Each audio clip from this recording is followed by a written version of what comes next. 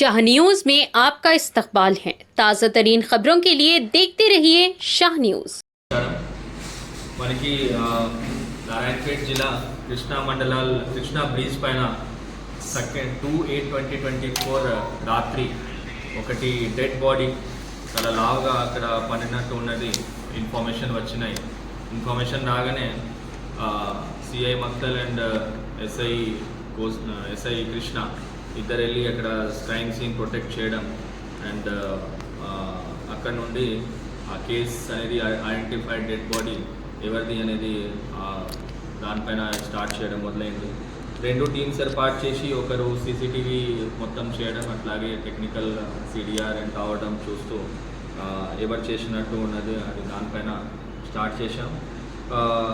కొన్ని రోజుల తర్వాత అంటే నెక్స్ట్ డే మనకి ఈ డెడ్ బాడీ అనేది ఐడెంటిఫై అయినాయి. రాత్రి టైంలో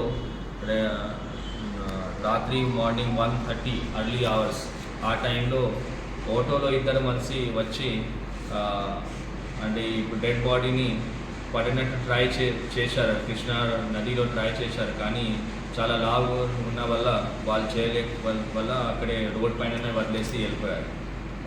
అది ట్రాక్ చేస్తూ ఆ ఆటోని ట్రాక్ చేస్తూ మనకి క్లూజ్ రాయచూర్ నుంచి అటు ఈ